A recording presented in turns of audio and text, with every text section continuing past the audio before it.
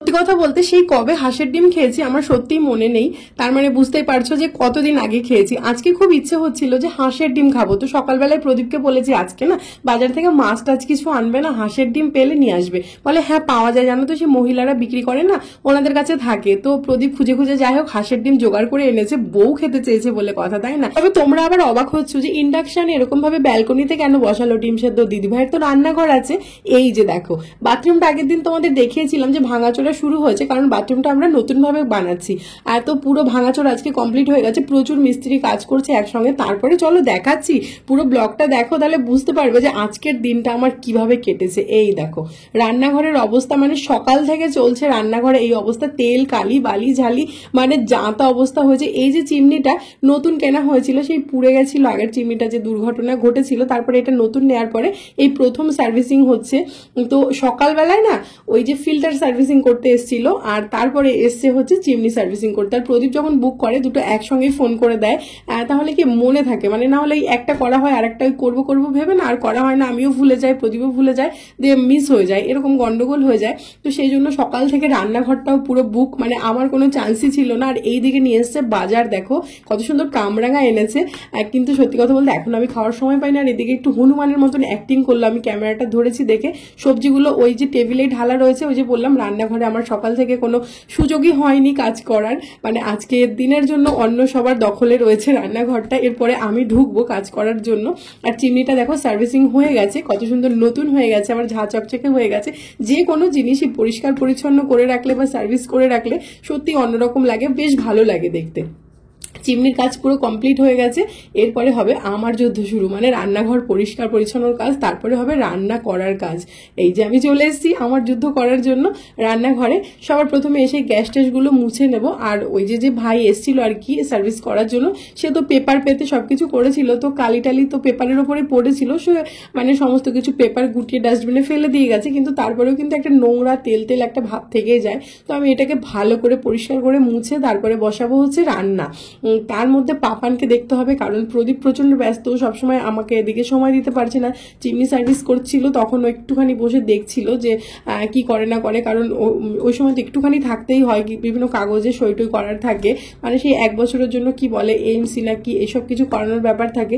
যদিও নতুন চিমনিতে বোধহয় 3টে সার্ভিস আমরা ফ্রি পাবো, এগুলো টাকা লাগছে না, যেমন ফিল্টার আর কি এমসি করানো আছে। আর এইদিকে দেখো পাপান কি দুষ্টুমি করছে, টেবিলের ওপর উঠে বসেছে। এরপর ওর শুধু কথাগুলো শোনো, কি পাকা হয়েছে আর কি মিষ্টি মিষ্টি কথা বলতে শিখেছে। এখনো রান্না হয়নি, আমি এখন মামামের সঙ্গে খাবো। মামামের এখনো রান্না হয়নি, মামামের খাবো। সেইগুলো আছে মনে আছে। কি মনে আছে তোর? তোমরা কি কাজ করছো? এইখানে খাবার মত কি খাবার? চিকেন করবো আমি, চিকেন মাটন এসে রান্না করছো? আমি চিকেন মাটন সব রান্না। লঙ্কা কম দিও, ঝাল লাগবে কিন্তু আমার। লঙ্কা কম দিচ্ছি, তোমার তেল লাগবে না। আমি ঝাল খেতে পারি না তো। তোমাকে জল কমিয়ে দিচ্ছি, তুমি একটু পরে খাবে। আচ্ছা ঝাল কমিয়ে দাও, আমি ঝাল ছাড়াই খাই। হ্যাঁ বেশি ঝাল দিও না। বেশি জল দেবো না, একটুখানি জল। তুমি তারপরে খাবে। ছুরি কাঠি এগুলো হাত পা কেটে যাবে তো বাবা।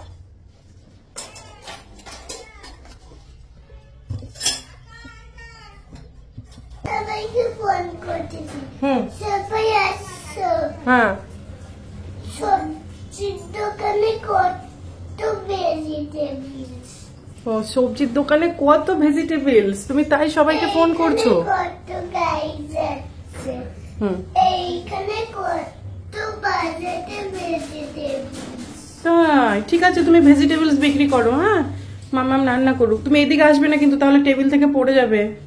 এদিকে আসবো না, টেবিল থেকে আমি খাবারগুলো আনতে আনতে চেয়ারতে পড়তে যাবো টেবিলে। হ্যাঁ পড়ে যাবে, তুমি এদিকে আসবে না, ওখানে চুপ করে বসে থাকো। আবার দাঁড়াচ্ছে, জল দাঁড়াও দেখছি। হ্যাঁ এসছে এসছে। এই বাবা দেখো কি জল বেরোচ্ছে।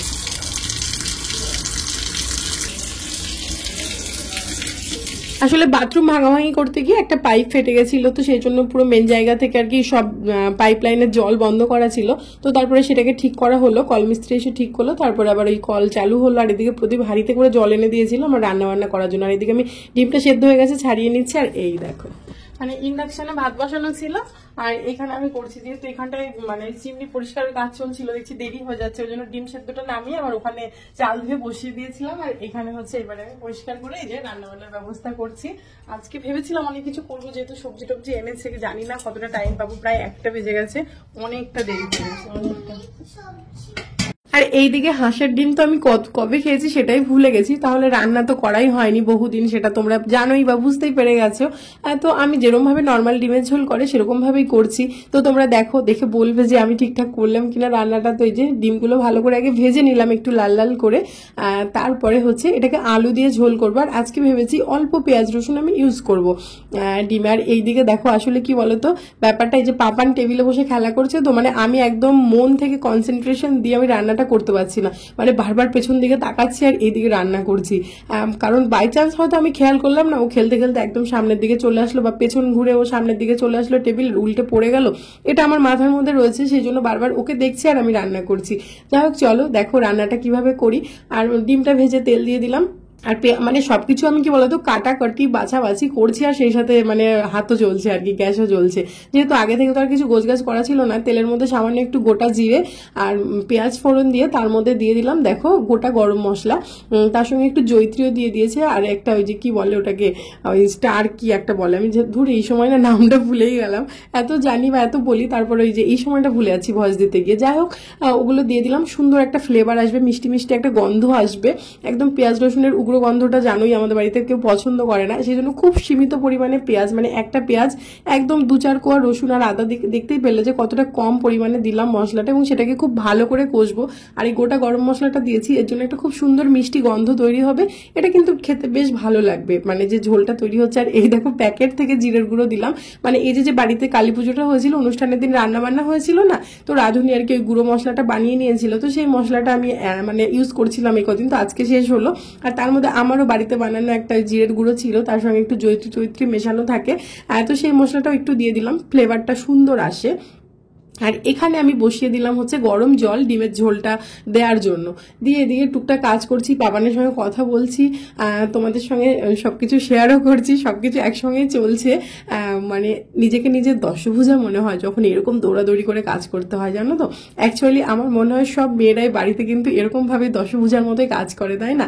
সন্তান, সংসার, রান্নাবান্না সমস্ত কিছু একসঙ্গে একা সামলাতে হয়, আর বিশেষ করে যারা বাড়িতে একা তাদের তো সত্যিই খুব প্রবলেম হয়, লোকজন খুব কম থাকলে বা না থাকলে একা একা সব দিকটা সামলানো। তো ওদিকে ডিমের ঝোলটা কিন্তু বেশ সুন্দরভাবে ফুটে গেছে, তারপরে ডিম দিয়ে দিয়েছি।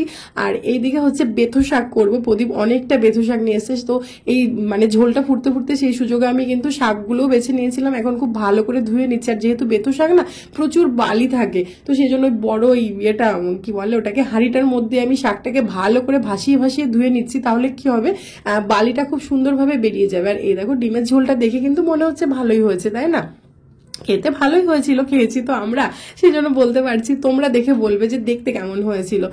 ভালো হয়েছিল। আর অনেক দিন পরে খেয়েছি তো হাঁসের ডিম। প্রদীপ ডিম খেতে গিয়ে বলছে ধুর পোলট্রির ডিম খাওয়ার সময় তো কোনো টেস্টই পাওয়া যায় না, মানে ডিমের সেরকম কোনো টেস্টটাই থাকে না, কিন্তু হাঁসের ডিমটা কিন্তু খুব ভালো লাগছে, অনেকদিন পরে খেলাম, মানে একটা ডিম খেলাম বা কিছু একটা ডিম একটা ব্যাপার আসছে, ভালো লাগছে। ঝোলটাও সত্যিই খুব ভালো হয়েছিল খেতে, মানে একদম হালকা মশলায় করেছিলাম, কিন্তু সুন্দর একটা গন্ধ বা ফ্লেভার এসেছিল, ভালো হয়েছিল।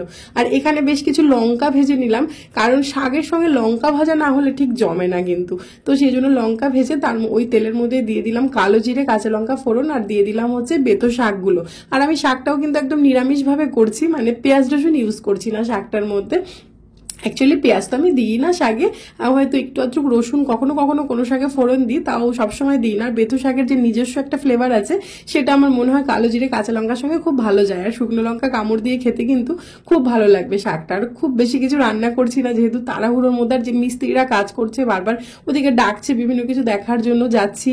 তারপরে প্রদীপ একটু ব্যস্ত রয়েছে, মানে ওর নিজের মানে খাতাপত্র নিয়ে বসেছে, তার মধ্যে মিস্ত্রিদের সঙ্গে কথা বলা, এখানে যাওয়া ওখানে যাওয়া, আবার তাগাদা থাকে, আবার মাঝে মধ্যে আমি ডাকি কোনো কিছু একটা দরকার হলে। সব কিছু মিলিয়ে না মানে ওরও পুরো তালগোল পেকে যায়, প্রচন্ড ব্যস্ততার মধ্যে থাকে। মানে ওকে সংসারে আমার সঙ্গেও তাল দিতে হয়, ছেলের সঙ্গে তাল দিতে হয়, ওদিকে ওর নিজের কাজে তাল দিতে হয়, সমস্ত কিছু একসঙ্গে সামলাতে হয় ওকেও।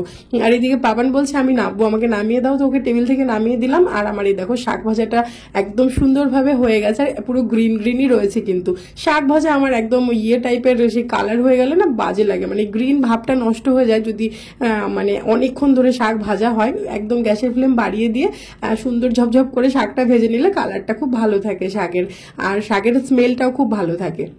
আর এদিকে আমি রান্নাঘরটা ফটাফট করে গুছিয়ে নিচ্ছি, কারণ খুবই এলোমেলো হয়ে গেছিল, যেহেতু তাড়াহুড়ো করে রান্না করেছি না। তাড়াহুড়ো করে করতে গেলে দেখবে মানে একটা নামাচ্ছি, সেটা নিয়ে আবার ওই জিনিসটা ওখানেই থাকছে, সেটা আর তুলছি না, কিন্তু এই করে ঘরটা ভীষণভাবে নোংরা হয়। আর এই একদম রান্নার শেষে ওই 2 পিস মাছ ভেজে নিলাম। অ্যাকচুয়ালি গল্পটা বলি, আজকে তো আমরা ডিম রান্না করবো, মাছ আনিনি। আর পাপান যেহেতু মাছ খেতে প্রচন্ড ভালোবাসে, এটা হচ্ছে পাশের বাড়ির কাকিমার দেয়া মাছ, ইলিশ মাছ আর চিংড়ি মাছ। যেহেতু ওই বাড়িতে না মানে মাছ আসলেই পাপানের জন্য বরাদ্দ থাকে, সেটা রান্না মাছই হোক, ভাজা মাছই হোক, আর কাঁচা মাছই হোক, পাপানের জন্য আমাদের বাড়িতে আসবেই। তো আজকেও সেরকমই ওর জন্য মাছ এসছে, তো সেই মাছটাই কাকিমা বললো যে ওকে ভেজে দেবে। আর পাপান প্রচন্ড মাছ খেতে ভালোবাসে, মানে ফিশ ফিশ বলবে, দেখবে সবসময় যে আমি ফিশ খাবো। ও চিকেন টিকেন অত ভালোবাসে না, ডিমও অত ভালোবাসে না, তো সেই জন্য ওর জন্য মাছটা ভাজা হয়েছে। আর ও তো আর 3 পিস একাই খাবে না, তার সঙ্গে আমরা একটু একটু ভাগে পেয়েছি আর কি। আর প্রদীপ এদিকে ওর কাজ সামলে ফটাফট স্নান করে পুজোটা দিয়ে নিল, তারপরে খাওয়া দাওয়া করে ও আবার কাজে বসবে। আর এদিকে আমি রান্না করে ঘর পরিষ্কার করে চলে এসেছি ছাদে, পাপানকে স্নান করাবো। যেহেতু নিচের বাথরুমে আমাদের কাজ হচ্ছে, ওপরে বাথরুম আছে, কিন্তু যেহেতু ছাদে স্নান করতেই হবে, ছাদে উঠতেই হবে, প্রদীপকে বললাম একটুখানি তুমি স্নান করার সময় না জলগুলো ভরে রাখবে গামলায়, আমি আর পাপান আজকে ছাদে স্নান করে নেবো মজা করে রোদে রোদে। বহুদিন ছাদে স্নান করি না, সেই কোন ছোটবেলায় ছাদে স্নান করতাম, এখন তো আর করাই হয় না, সেই বাথরুমে করা হয়, কারণ ওই বাথরুমে গিজার চলে, ওই একটা অভ্যেস। মানে বাইরে স্নান করতে গেলে তো প্রচন্ড ঠান্ডা হু হু হাওয়া, আর ওই জামা ভিজে গিয়ে ওই মানে বাথরুম অব্দি গিয়ে সেই জামাটা চেঞ্জ করতে গিয়ে মাথা খারাপ হয়ে যায়। তারপরে আবার আমাদের নিচের বাথরুমে গিজার আছে, ওপরের বাথরুমে গিজার নেই, যেহেতু আমরা সেরকম ভাবে ইউজ করি না, তার জন্য গিজারটা লাগানো নেই। তো এই ঠান্ডার মধ্যে ঠান্ডা জলে বাথরুমের ভেতরে স্নান করার থেকে বাইরে এই যে গামলার জল দিয়ে রোদে বসে স্নান করা আলাদাই মজা। তো প্রদীপের তো স্নান হয়ে গেছে, আর পাপানকে স্নান করিয়ে নিজে স্নান করে নেবো, তারপরে পাপানকে খাওয়াবো, সঙ্গে আমরাও খেয়ে নেবো। আমার আজকের এই দিনের বেলার যুদ্ধের ছোট গল্পটা তোমাদের সঙ্গে শেয়ার করতে করতে অনেক বড় হয়ে গেছে ভিডিও। চলো এখানেই শেষ করছি, দেখা হচ্ছে আগামীকাল নেক্সট ব্লগে।